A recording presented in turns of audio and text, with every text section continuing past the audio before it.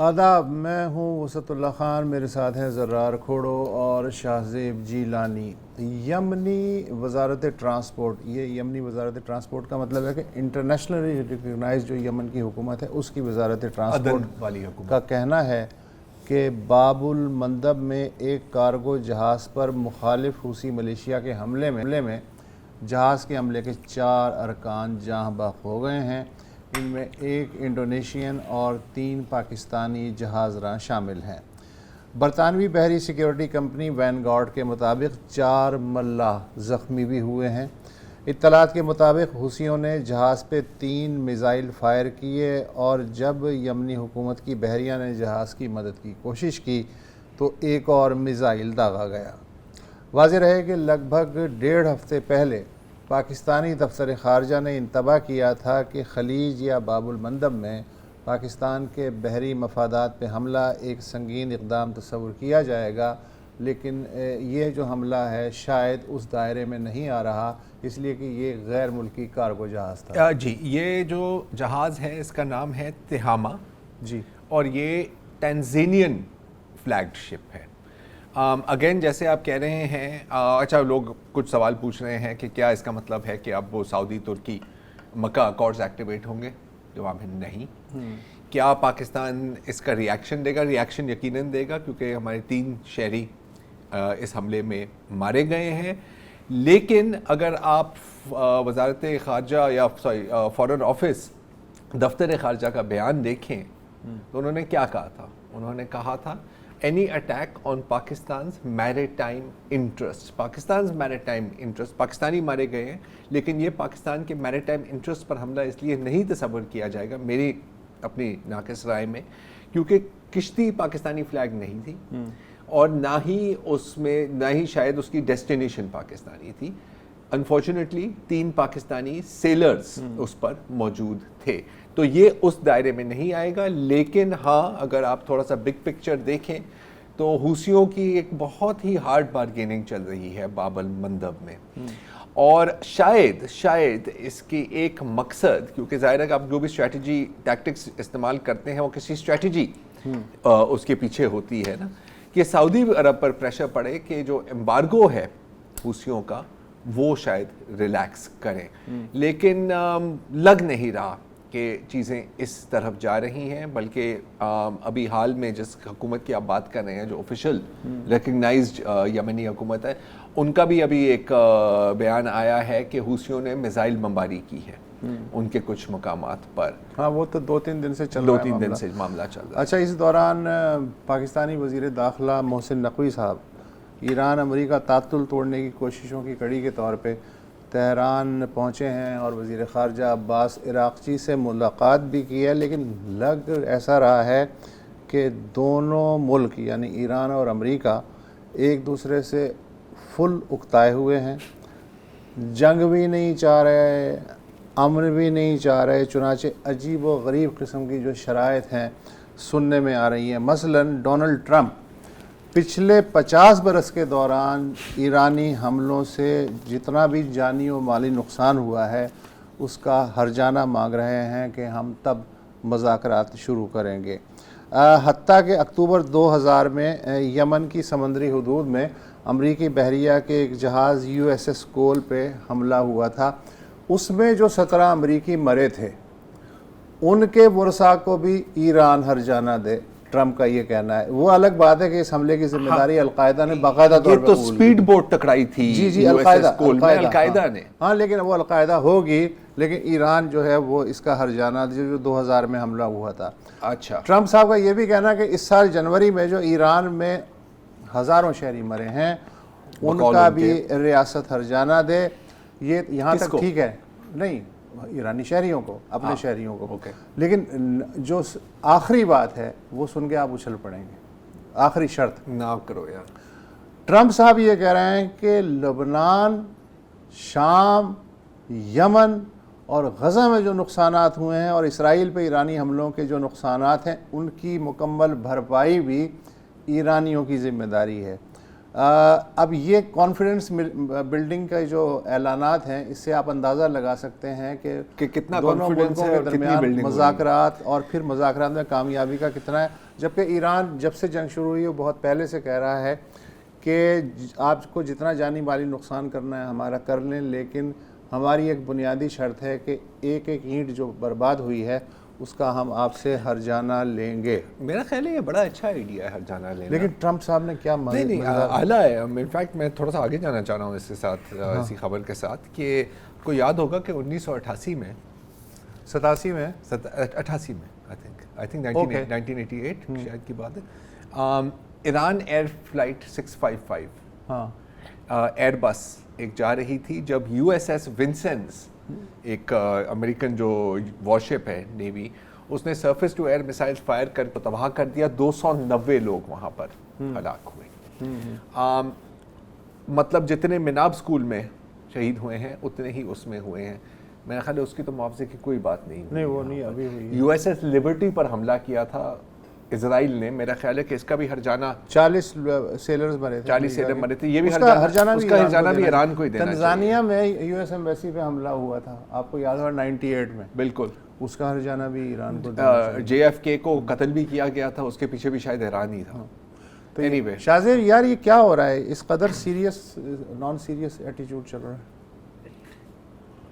پتہ نہیں زرار اور وسعت، جو آج کی بھی جو ڈیولپمنٹس ہیں اس محاذ پہ، ٹرمپ کا بھی جو بیان آیا ہے، ایران کی طرف سے بھی جو بیانات آ رہے ہیں، اب ظاہر ہے کہ اس میں ایک ایلیمنٹ آف فٹیگ آ جاتا ہے ہمارے جیسے لوگوں کے لیے، جب ہم روز دیکھ رہے ہوتے ہیں، اس کا تجزیہ کر رہے ہوتے ہیں، اور آفٹر فیو ویکس اور منتھس لگتا ہے کہ کوئی اب نئی چیز نہیں ہو رہی ہے۔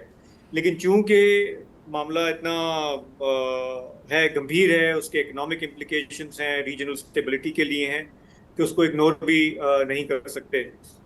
لیکن میں تو بس اس چیز سے بڑا وہ محسوس ہوتا ہوں، ٹرمپ صاحب کے جو بیانات ہوتے ہیں، ایک دن ایک بات، صبح کو دوسری بات، شام کو تیسری بات، تو جب تک یہ پریزیڈنسی ہے وائٹ ہاؤس میں، ہمیں بھی اس کو اسی طرح سے برداشت کرنا ہوگا۔ اور کبھی کبھی تو لگتا ہے کہ بس اب تمام تجزیے دھرے کے دھرے رہ گئے، کیونکہ جو انپریڈکٹیبلٹی وائٹ ہاؤس کی ہے، اور پھر ایران کی بھی جو اپنا ایک ضد کہہ لیں یا سٹانس کہہ لیں، اس میں ٹھیک ہے، ریجنل کنٹریز اپنی کوشش کر رہے ہیں، دے shouldn't give up, they haven't given up. آج بھی وزیر داخلہ کا وہاں جانا، قطر کا بھی ایک بیان آیا ہے ریجنل بلاکس پہ، تو ریجن میں تو جو امن کی خواہش ہے، حالات بہتر کرنے کی خواہش ہے، وہ لگے رہنا ہے۔ اس میں بھلے فٹیگ بھی آ جائے، کبھی کبھی مایوسی بھی ہو، لگے کہ کچھ بہتری نہیں آ رہی ہے، لیکن اٹس دا اونلی وے۔ ویسے ہم بھی اپنا کام کرتے رہیں گے۔ فٹیگ کی آپ نے بات کی نا شاہزیب، اب مجھے پتا ہے کہ آپ انفارچونیٹلی اسکرین نہیں دیکھ سکتے، اگر اصل فٹیگ کہیں ہے نا تو وہ وائٹ ہاؤس میں ہے، میں وہ دکھانا چاہ رہا ہوں۔ یہ یار کیا مطلب سین ہے، اگر فل اسکرین پر اگر یہ ویڈیو ہم چلا سکیں، ڈونلڈ ٹرمپ صاحب ہوئے ہیں یہاں، ویڈیو چلا دیں ساتھ میں، ہاں تھینک یو۔ یہ ڈونلڈ ٹرمپ سو رہے ہیں، سائڈ میں ایک خاتون ہے، وہ پتہ نہیں آگے پیچھے سوئنگ کر رہی ہے، مجھے نہیں پتا بوائز گرل اسکاؤٹ ہے کیا ہے، اور یہ جو ساتھ ان کے بیٹھے ہوئے ہیں، کھڑے ہوئے ہیں، یہ ہیں رابرٹ کینیڈی، ہیلتھ منسٹر، جن کے مسلسل ہاتھ کانپ رہے ہیں، اور یہ ویکسینز پر بات کر رہے ہیں، اور ٹرمپ وہاں پر خراٹے مار رہا ہے۔ اور اگر آپ بیک گراؤنڈ چیک کریں، لگتا نہیں ہے کہ جیسے کسی نئے دولتی کے گھر پہ آپ پہنچے ہوئے ہیں، ہر قسم کا سامان، ہر قسم کا سامان، پھر آپ کہیں گے جی اس نے اپنے ایروپلین کا رنگ گولڈن کیوں کیا ہوا ہے، یہ ساری چیزیں نہ کریں۔ نہیں، میں کیوں نہیں، بس سونے تک رکھیں، چلے ٹھیک ہے، سوتے میں بھی فیصلے ہو سکتے ہیں ایسی۔ بالکل بالکل، کبھی میں نے خوابوں میں کئی سچ بیان ہوتے ہیں۔ ایک اور خبر جو ہے وہ اسی موضوع سے متعلق وہ یہ ہے کہ ایران میں اعلیٰ سطح پہ کچھ اہم انتظامی تبدیلیاں دیکھنے میں آئی ہیں۔ مثلا محسن رضائی صاحب ہیں جو 1981 سے 1997 تک پاسداران انقلاب کے پہلے کمانڈر رہ چکے ہیں۔ اب انہیں طاقتور فیصلہ ساز جو ریاستی ادارہ ہے نیشنل سیکیورٹی کونسل، اس کا سیکریٹری مقرر کیا گیا ہے۔ یہ جو سیکریٹری ہے ہائرارکی میں، یہ اتنا ہی با اختیار ہوتا ہے جو ایرانی صدر ہے، اس لیے کہ یہ جو ایگزیکیوٹ کرتے ہیں، جو رہبر اعلیٰ کا سیکریٹریٹ ہے، اس کی جو پالیسی ہے وہ حکومت کو دی جاتی ہے اور پھر فائنل شیپ جو ہے وہ نیشنل سیکیورٹی کونسل لیتی ہے۔ محسن رضائی جو ہیں آبنائے ہرمز کو ہر قیمت پہ ایرانی تحویل میں رکھنے کے جو سرکردہ پرچارک ہیں ان میں شامل ہیں، بلکہ آگے ہیں۔ اس کے علاوہ جو بری فوج ہے، بحریہ ہے اور پاسداران ہیں، آپ کو پتہ ہے کہ 28 فروری کو بہت زبردست نقصان ہوا تھا، کئی کمانڈر جو ہیں وہ بمباری میں جاں بحق ہوئے تھے۔ تو اب جا کے بری فوج، بحریہ اور پاسداران میں 6 نئے کمانڈروں کی بھی تقرری اور ترقی ہوئی ہے، اور اس کے نتیجے میں اب خیال یہ ہے کہ جو امپورٹنٹ فیصلہ سازی ہے خصوصاً ڈیفنس کے بارے میں، اس میں عسکری جو ونگ ہے ریاست کا، اس کی نمائندگی اور گرفت اور بڑھ گئی۔ اچھا، ایک انٹرسٹنگ چیز اس میں یہ بھی ہے کہ پہلے تو میں تھوڑا سا ایک اور اس میں تفصیل میں بات کرنا چاہ رہا ہوں، جو عمران کی سپریم نیشنل سیکیورٹی کونسل ہے، یہ ایک طرح سے ان کا ٹاپ فورم ہے، رائٹ؟ جیسے آپ نے کہا عسکری قیادت، سویلین قیادت، بلکہ عدالتی قیادت بھی اس میں شامل ہوتی ہے، اور ان کے جو پھر فیصلے ہوتے ہیں وہ سپریم لیڈر ان کو اپروو کرتے ہیں۔ تو جتنی دفاعی پالیسی ہے، جتنی خارجہ پالیسی ہے، وہ یہاں ہی طے ہوتی ہے۔ اچھا، اب سیکرٹری کا جو عہدہ ہے بالکل اہم ہے، لیکن ایک لحاظ سے ایڈمنسٹریٹو ہے، رائٹ؟ کہ ایجنڈا یہ ہے، آپ نے میٹنگ کنڈکٹ کرنی ہے۔ ان کو 2 عہدے ملے ہیں ابھی، ایک تو سیکرٹری کا محسن رضائی کو، اور دوسرا کہ اس کاؤنسل میں وہ ڈائریکٹ رہبر اعلیٰ کے نمائندے ہوں گے۔ تو یہ اب ایک انتہائی پاورفل پوسٹ بنتی ہے۔ میں تھوڑا سا اور ان کے بتا رہا ہوں ان کے ہسٹری کے بارے میں۔ آپ نے درست فرمایا کہ IRGC کے کمانڈر تھے، چیف تھے پہلے کمانڈر، لیکن کب؟ 1981 سے لے کے 1997 تک، یعنی کہ پورے ایران عراق جنگ کے دوران۔ تو ان کی ٹریننگ وہاں سے ہوئی ہے۔ جہاں تک آبنائے ہرمز پر ہے، میرا خیال ہے کہ تمام ان کی جو عسکری قیادت ہے اور شاید ان کی سویلین قیادت اس ایشو پر 1 پیج پر ہیں، کیونکہ ان کو پتا ہے کہ ایک میجر جو بارگیننگ چپ ہے ایران کے پاس وہ ہے آبنائے ہرمز۔ مسئلہ ان کا یہ ہے کہ جتنی بار آپ اس کو استعمال کرو گے، اس کی اہمیت کم ہوتی جاتی ہے، اور جو خطے میں اریٹیشن ہے وہ بھی بڑھتی جاتی ہے، لوگ متبادل ڈھونڈ رہے ہوتے ہیں۔ نہیں، اہمیت کیسے کم ہوگی؟ ایران بھی وہی ہے، آبنائے ہرمز بھی وہی ہیں، دونوں کہیں نہیں جا رہے۔ سر آلٹرنیٹیوز بندہ پھر سوچنے لگ جاتا ہے۔ آئی تھنک چلیں صحیح ہے، جب تک یہ ہوگا تب تک معیشت کا کیا حال ہوگا؟ لانگ ٹرم ہے۔ اب ایک سوال یہ پوچھا جا رہا ہے، کیونکہ جبھی بھی آپ ویسٹرن انالیسس دیکھیں اور کچھ حد تک ہمارے انالیسس بھی دیکھیں ایران کے بارے میں، تو ہم 2 کیمپس میں ڈیوائڈ کر دیتے ہیں نا، ماڈریٹ، ہارڈ لائنر۔ ایسا کچھ نہیں، ایسا کچھ نہیں ہے، بلکہ ان کے جو کریڈینشلز ہیں رضائی صاحب کے، وہ شاید زیادہ پیس کو فیور کریں ایز اپوز ٹو وار۔ کیونکہ اگر صدر پزشکین کوئی بات کرے، باقر کالیباف کوئی بات کرے، اراغچی صاحب کوئی بات کریں، تو ان کو نشانہ بنایا جاتا ہے۔ آپ دیکھتے ہیں کہ فارس نیوز، تسعی تسنیم، اس طرح کی جو IRGC کے ساتھ جڑے ہوئے آؤٹ لیٹس ہیں، تمام مذہبی طبقہ پیچھے پڑ جاتا ہے۔ اب غدار ہو، آپ کمزور ہو، اس پر اس طرح کا الزام آپ نہیں لگا سکتے۔ تو اگر کل سپریم نیشنل سیکیورٹی کونسل سے یہ ایک فیصلہ آئے کہ جی ہم نے ڈیسائیڈ کر لیا ہے کہ بھائی اب ہم ڈیل کر لیں گے، اور وہ رضائی صاحب کی طرف سے آئے، تو آپ اس کے بارے میں کچھ کہہ نہیں سکتے، کیونکہ وہ پرانا بندہ ہے۔ جہاں تک ٹرمپ کی بات ہے، وسط تو BBC پر ایک بڑی مزیدار خبر آئی ہے، وہی طیارے والی۔ وہ کیا ہے؟ وہ یہ ہے کہ جب نیٹو سمٹ سے واپس آ رہے تھے پچھلے مہینے 8 جولائی انقرہ سے، تو سب کو بتایا گیا کہ میں ایئر فورس، وہ قطر نے جو بھیجی ہے ایئر فورس 1، اس سے ہی آ رہا ہوں۔ پھر BBC کے مطابق ان کو اتنی یہ ٹینشن تھی کہ جی کہیں ایران ہمیں قتل تو نہیں کرنا چاہیں گے، اور پتہ نہیں ایران ایسا کیوں کرنا چاہے، آخرکار آپ نے تو صرف ان کی پوری لیڈرشپ کو تباہ کر دیا پہلے دن کر۔ تو چڑھے وہ انہی سیڑھیوں سے، لیکن پھر ایک دوسری سیڑھی سے وہ ایک کیٹرنگ ٹرک کے اندر چھپے، اس کیٹرنگ ٹرک کے تھرو دوسرے جہاز میں گئے اور پھر واپسی میں سواپ کر دیا، برطانیہ پھر پہنچے جی۔ ہاں، تو یہ بھی کیٹرنگ کے ٹرک میں صدر ٹرمپ جب گئے ہوں گے تھوڑی دیر کے لیے ہی بھلے، تو اس میں تو بڑی کھانوں وانوں کی خوشبوئیں بسی ہوئی ہوتی ہیں، لیکن سیکیورٹی سے کیا کریں یار؟ اس سے اندازہ ہوتا ہے کہ جان کتنی پیاری ہے اپنی اور باقی جگہوں پہ جان کتنی سستی ہے. بالکل. اور آپ یہ بھی دیکھیں نا کہ آپ نے ایئر فورس ون کو تو بھیج دیا, آپ سپوز کریں کہ ایک ایکچوئل تھریٹ تھی. اچھا اس میں جتنے صحافی تھے اور جتنے گورنمنٹ آفیشلز تھے وہ تو ایک طرح سے قربانی کے بکرے ہی ہے نا پھر آپ کے لیے. اچھا, اس میں مزے کی بات ہے کہ انہیں طیارہ جب بدلوایا گیا, یہ واشنگٹن پوسٹ اور CBS نیوز نے بھی کہا ہے, وائٹ ہاؤس چپ ہے اس پہ, طیارہ جب چینج کیا انہوں نے ایئر فورس ون سے چھوٹے طیارے میں گئے, آل دا وے برطانیہ تک انہوں نے وہاں پرواز کی. برطانیہ میں انہیں دوبارہ اس چھوٹے طیارے سے ایئر فورس ون میں منتقل کیا گیا, اور پھر یہ اچانک میڈیا کے سامنے نمودار ہوئے, جیسے کچھ ہوا ہی نہیں, جیسے کچھ بعد میں یہ ہوا. تو اچھا ہاں جی, انہوں نے صحافیوں کو بلکہ یہ کہا بھی کہ میں اس وقت ٹارگٹ ہوں, ایران کا نمبر 1 ٹارگٹ ہوں, اور اگر میں جاؤں گا تو آپ بھی میرے ساتھ جائیں گے. اور یہ بھی کہا کہ بہتر ہوگا کہ اپنا پروفیشن چینج کر لیں. ہاں, جینا مرنا ہمارا ساتھ ہے. جینا مرنا ساتھ ہے مطلب. اچھا, اب ہم ٹرمپ کے یہ جو بھی ان کا مشکلات ہیں, مینٹل سٹیٹ ہے, اس کی بات کر رہے ہیں, تو میں ضمناً ایک چیز مینشن کرنا چاہ رہا تھا, کیونکہ اب ہمارا ظاہر ہے کہ نیچرلی ہمارا فوکس ایران پہ اور ریجن پہ ہے. پھر ہمیں ریمائنڈ کرنا پڑتا ہے کہ یہ جو پورا ریجن میں جو یہ شروع ہوا بلڈ بات, وہ اسرائیل کا غزہ میں جو پوری کارروائی ہے وہ اس سے شروع ہوا. اور اب ہم ظاہر غزہ کی بات اس طرح نہیں کر پاتے, لیکن ایک امپورٹنٹ ڈیولپمنٹ پچھلے چند روز میں سامنے آئی جس کو مینشن کرنا ضروری ہے, اور وہ یہ کہ آپ کو یاد ہوگا کہ ستمبر میں پچھلے سال ٹرمپ صاحب نے اپنا جو بورڈ آف پیس بنایا تھا, اس کے تحت انہوں نے ایک پلان کی بات کی تھی, قیام امن کے پلان کے لیے 15 نکاتی ایک ڈاکیومنٹ تھا, جس میں تھا کہ جی حماس جو ہے وہ ڈسارم ہو جائے گی اور پھر اسرائیل وہاں سے وڈرا کرے گا.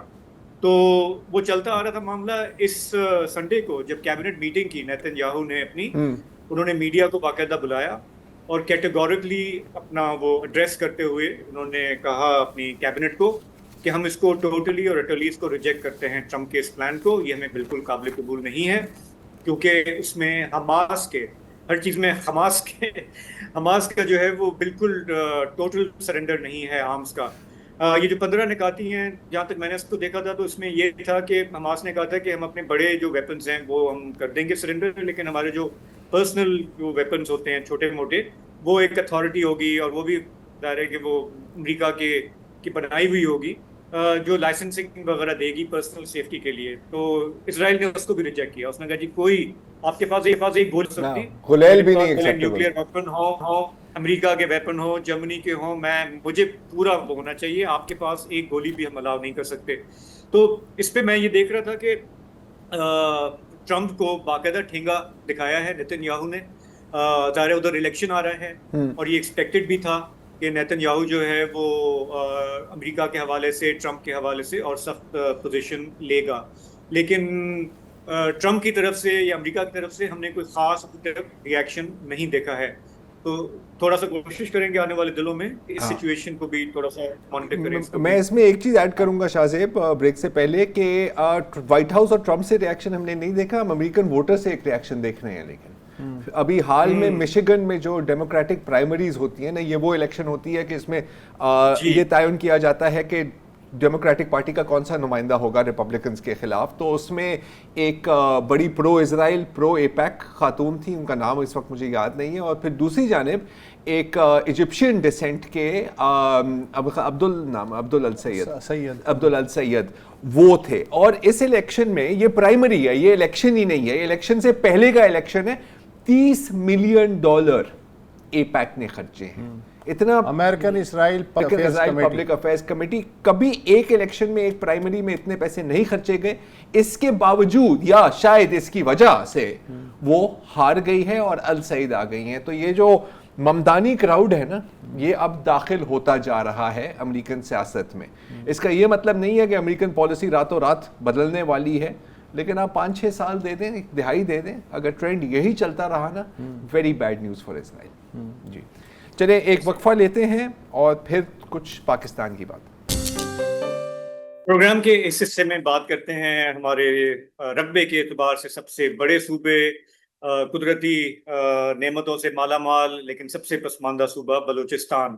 خبر یہ آئی ورلڈ بینک کے حوالے سے کہ وہاں پر سیلاب متاثرین کے لیے वर्ल्ड बैंक ने कोई 115 अरब रुपए का एक प्रोजेक्ट बनाया था जो उन्होंने प्रोविंशियल गवर्नमेंट को दिया कि यहाँ पर जो लोग सैलाब की वजह से क्लाइमेट चेंज की वजह से दरबदर हो जाते हैं, उनमें इतनी सकत नहीं होती कि अपने घर दोबारा बना सकें, ये आप उनकी रिहेबिलिटेशन के लिए आप इस्तेमाल कीजिएगा। पता ये चला कि सूबाई हुकूमत ने खामोशी से वो जो फंड्स आए हुए थे उसका एक बड़ा हिस्सा जो है वो उन्होंने रिस्ट्रक्चर कर दिया, और वो फंड्स जो हैं वो समझे कि इंफ्रास्ट्रक्चर की मद में उन्होंने वहाँ लगा दिए।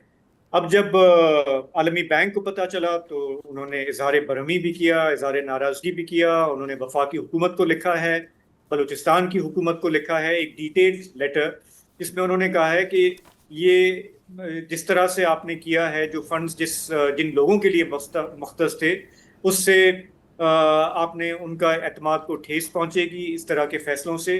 उन्होंने कहा कि ये फंड्स जो हैं ये सबसे गरीब और कमज़ोर तबकात के लिए थे जो क्लाइमेट चेंज की वजह से या बारिशों की वजह से मुतासर हुए थे, और इसमें कोई 1,19,000 तस्दीक शुदा ख़ानदान थे जिनकी माली मावनत होनी थी, और अब वो उससे महरूम रह गए हैं। आलमी बैंक का कहना है कि ये जो मुतासरीन हैं उसमें ज़ाहिर है कि ओवरऑल ही गरीब लोग हैं, लेकिन जो 84% हैं वो सबसे ज़्यादा इंतहाई गरीब लोग जो हैं उसमें शामिल होते हैं। अपना जो इजहार बरहमी किया है वर्ल्ड बैंक ने, उन्होंने कहा कि ये इन लोगों की इतनी सकत नहीं है कि दोबारा अगर कोई कुदरती आफत आती है, कोई और माशी झटका आता है, तो वो इसको सह नहीं पाएंगे, और ये कर्ज लेने, अपने असासे रहे सहे जो उनके भेड़ बकरियां हैं, जो भी उनके पास होता है, वो उनको माल मवेशी को बेचने पर वो मजबूर होंगे। तो उन्होंने सरजनिश की है सूबाई हुकूमत की, और कहा है कि इस तरह के फैसलों से अवामी सतह पर जो नाइंसाफ़ी का एहसास बढ़ता है, हुकूमती इदारों पर वैसे ही एतमाद नहीं है, वो और बढ़ता है। उन्होंने कहा कि हमारे पास कोई 66,000 से ज़्यादा शिकायत कुनंदनान हैं जिन्होंने इन राइटिंग हमें आगाह किया है कि आपके ये जो फंड्स हैं ये ना शफाफ हैं और ये असल लोगों तक नहीं पहुंच रहे। अब ये इस तरह की जब खबर आती है बलूचिस्तान से, तो हम इसको समझना चाह रहे थे और हमने बलूचिस्तान हुकूमत से भी रब्ता किया।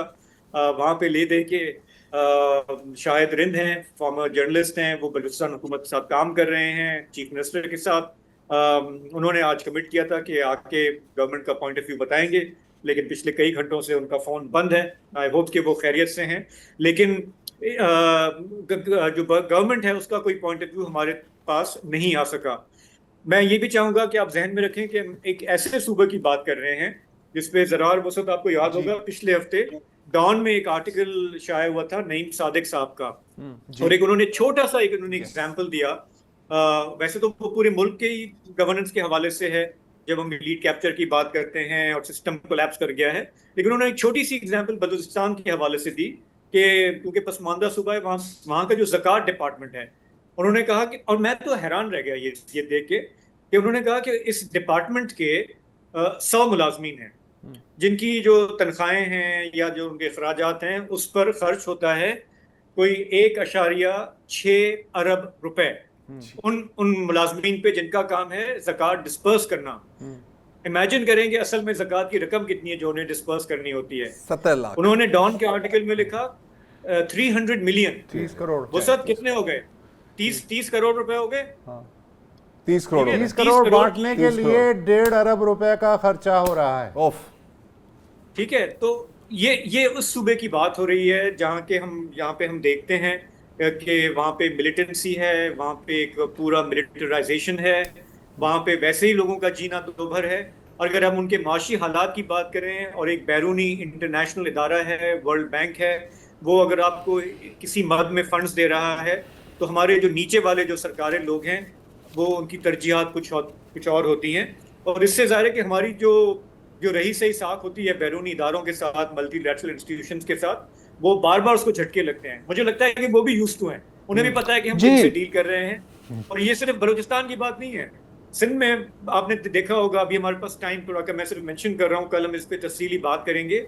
हमारे यहाँ कराची में जो ये मास ट्रांजिट के मंसूबे हैं जिसमें मल्टीलैटरल इंस्टीट्यूशंस की फंडिंग है, येलो लाइन का मामला है, रेड लाइन का मामला है, स्कैंडलस کہ اربوں روپے کے جو فنڈز انہوں نے دیے یلو لائن کے لیے، وہ یہاں پہ پروجیکٹ ڈائریکٹر صاحب نے رپورٹنگ یہ ہوئی ہے کہ وہ اربوں روپے انہوں نے ایڈوانس میں جاری کر دیے ٹھیکیدار کو، وہ کھا پی کے غائب ہو گیا. پھر انہوں نے شور مچایا کہ بھائی یہ آپ پورے دنیا میں یہ ہوتا ہے کہ آپ جیسے جیسے پروگریس کرتے ہیں فنڈز ریلیز کرتے جاتے ہیں، یہ اپ فرنٹ جو ہے وہ اربوں روپے دے دینا اپنے من پسند لوگوں کو، یہ تو کہیں نہیں ہوتا. جب شور مچایا رپورٹنگ یہ ہوئی ہے ورلڈ بینک نے، سندھ کابینہ نے میں نے دیکھا کہ اجلاس کیا، اپنے جو فنڈز ہوتے ہیں اس سے ان کو وہ اکوموڈیٹ کیا کہ ہاں یہ سوری غلطی ہو گئی ہے، آپ کے تو فنڈز یہ ہو گئے. لیکن یہ ٹیکس پیئر کا پیسہ تھا، کوئی اس کی اکاؤنٹیبلٹی جو ہے ابھی تک ہم نے دیکھی نہیں ہے. یہ ایسا موضوع ہے جو یہاں پہ کراچی کے لوگوں کی بات ہو یا پاکستان کے لوگوں کی، ان کو چبھوتا ہے. کل کے پروگرام میں ہم اس پہ تفصیلی بات کریں گے.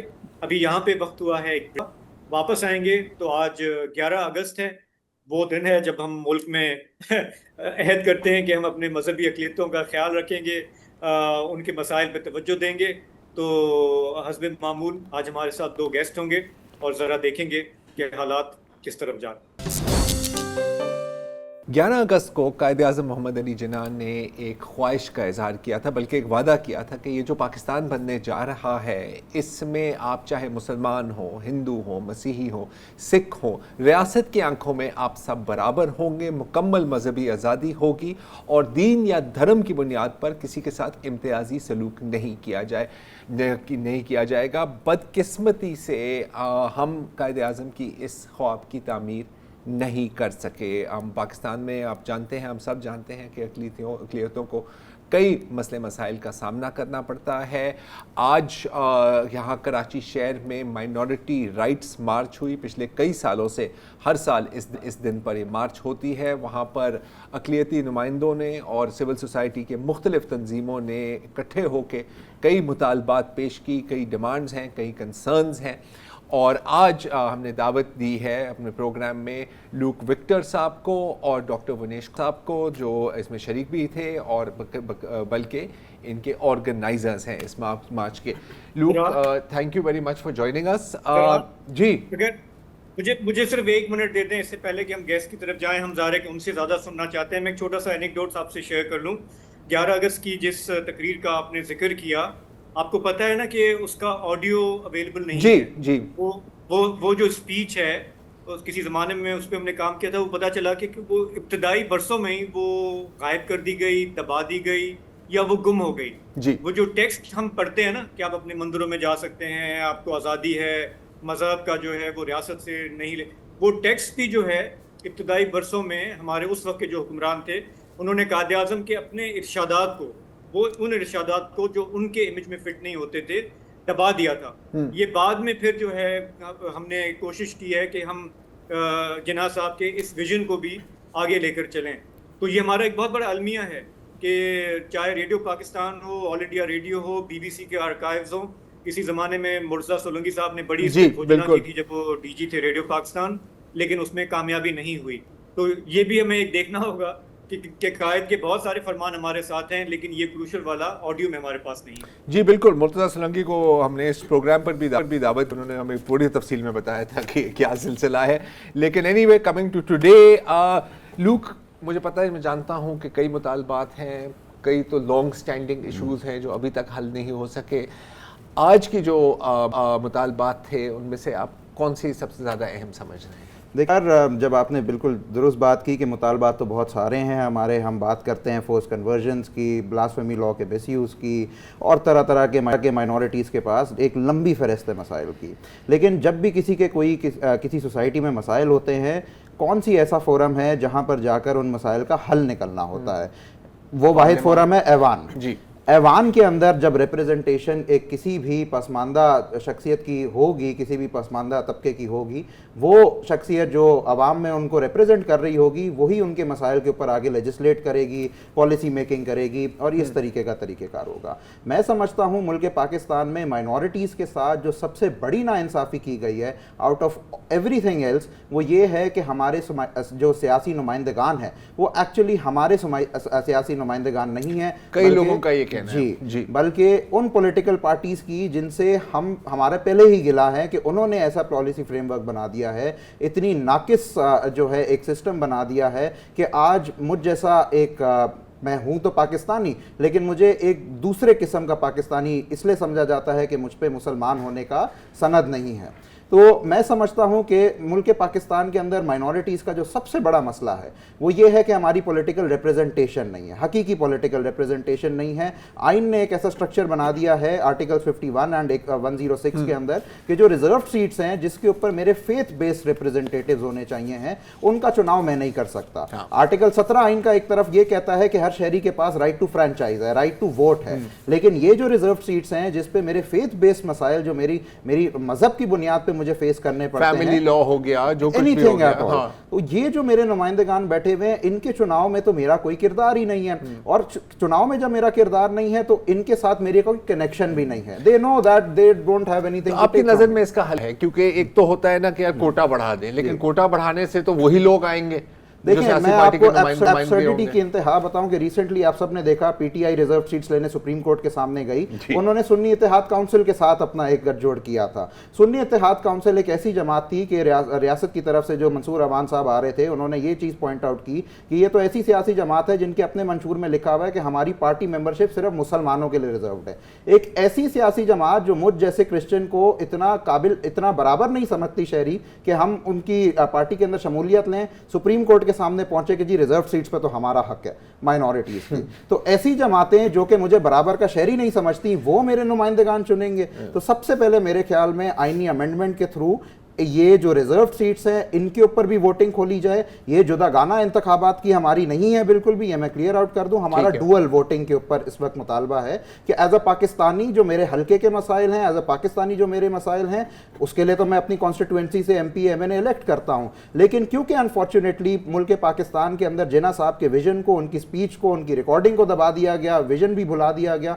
और मजहब के नाम पे तफरीक आज एक रियलिटी है। फेथ बेस्ड मेरी रिप्रेजेंटेशन होना जरूरी है, उस पर भी चुनाव का हक मेरा होना चाहिए। ठीक, फेयर इनफ। एक वक्फा लेते हैं और डॉक्टर साहब थोड़ा सा फिर तालीमी निज़ाम के ऊपर कई एतराज़ात हैं, कई कंसर्न्स हैं, उस पर बात करें। वेलकम बैक जी।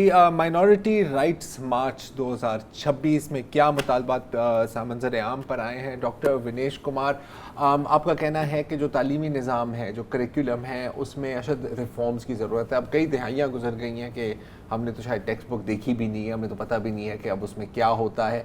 कौन कौन सी खामियां हैं जिनको दुरुस्त करने की ज़रूरत है? टेक्स्ट बुक्स में नफ़रती मवाद है, जिसमें हिंदू कम्युनिटी या क्रिश्चियन कम्युनिटी के लिए देखें, सबसे पहले हिंदू कम्युनिटी के लिए जैसे हम पार्टीशन की हिस्ट्री पढ़ते हैं, पाकिस्तान स्टडी 12th क्लास ले लें, उसका पेज नंबर 3, उसमें ऐसी ऐसी बातें, जिस तरह एक मैं कोट कर रहा हूँ 3-4 बातें। एक बात तो ऐसी लिखी हुई, हिंदुओं को कपड़े पहनने नहीं आते थे, इस्लामिक निज़ाम आया तो पहले वो 2 कपड़े पहनते थे बगैर सिले हुए, तो सिले हुए कपड़े पहनने सिखाए। ये आज तक है? जी, अभी तक है। ठीक है। और हिंदू हमारे दुश्मन हैं, हिंदू औरतों को जिंदा जला दे। ठीक है, हमारे हिंदू मज़हब में बीच में एक प्रथा आई थी, सती प्रथा, तो थोड़ी देर के लिए आई तो वो ख़त्म भी हो गई। अब कौन जला रहा है कोई विडो को?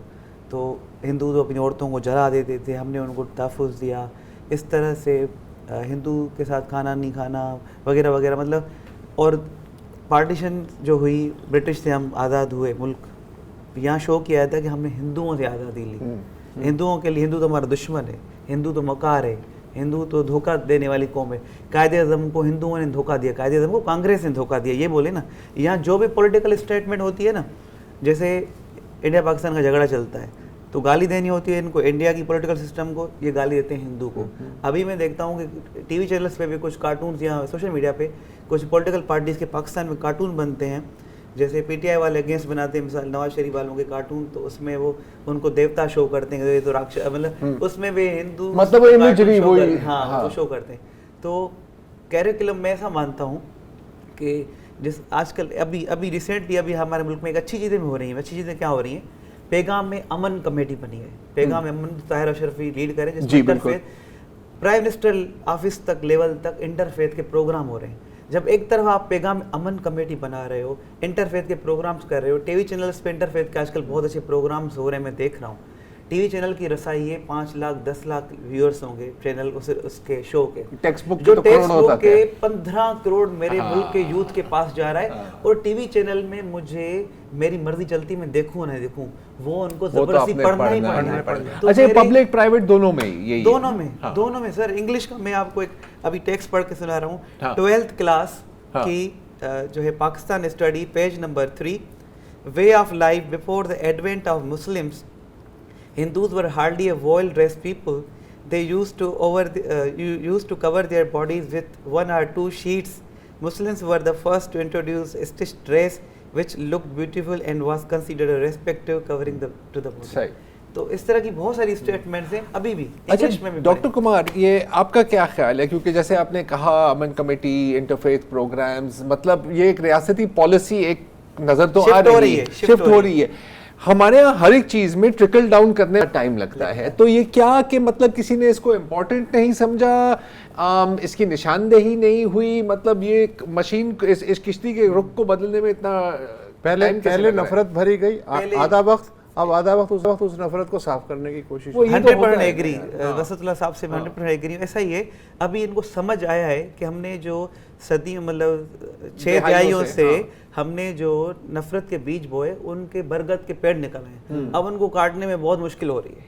اب وہ کوئی ببول کا پیڑ آپ بوئیں گے کاٹا تو ایسے ہی نکلیں گے, جڑیں ہو گئی مضبوط, ان کو موڑنے میں ٹائم لگے گا. پر میں ایسا مانتا ہوں کہ جو انہوں نے ایک انٹینشن شو کیا ہے تو کیریکولم میں بھی شو کریں, بہت فائدہ ہوگا ان کو. جو آپ کا مشن ہے نا کہ پیس ہو, پیس تبھی ہوگا جب کیریکولم میں انٹر فیتھ ہارمونی ہوگی, سبھی مذاہب کی ریسپیکٹ شو کی جائے گی. اچھا اب یہی اٹھ جاتی ہے جو لوک نے بات کی ہے کہ اب یہ کام ہے جو مائنورٹیز کے جو پولیٹیکل ریپرزینٹیٹیوز ہیں ان کو یہ بات کرنی چاہیے نا. اب آپ مارچ میں بات کر رہے ہیں لیکن ذمہ داری تو ان پہ آتی ہے, ایسا نہیں ہو رہا. متعلق دیکھیں ایک چیز اور کہ کریکولم اور نصاب کے حوالے سے ایجوکیشن کی جو ایک علم بردار تھے ہمیشہ سے, جو اعلیٰ تعلیم دی جاتی تھی وہ مشنری انسٹیٹیوشنز تھے, یا اسی کے ساتھ ہندو پنجاب کے اندر راول پنڈی میں جو سب سے پہلے ماڈرن ایجوکیشنل انسٹیٹیوشن بنے وہ آپ کے ہندوز نے بنائے. نیشنلائزیشن کی آڑ میں جب ہمارا یہ سارے جتنے تعلیمی ادارے تھے یہ ہم سے چھین لیے گئے, ہمارا اسکولنگ سسٹم چھین لیا گیا, ہمارا نصاب چھین لیا گیا, اور ایک ایسا لا کے نظام مسلط کر دیا جس کے اندر جو ابھی ڈاکٹر صاحب نے آپ کو ساری چیزیں بتائی. اور یہ نیشنلائزیشن پالیسی کو اوور ٹرن ہوئے ہوئے بھی کم از کم بھی تو 4 سے ٹائم ہو گیا ہے, ڈیکیڈز ہو گئے ہیں, 4-5 ڈیکیڈز ہو گئے ہیں.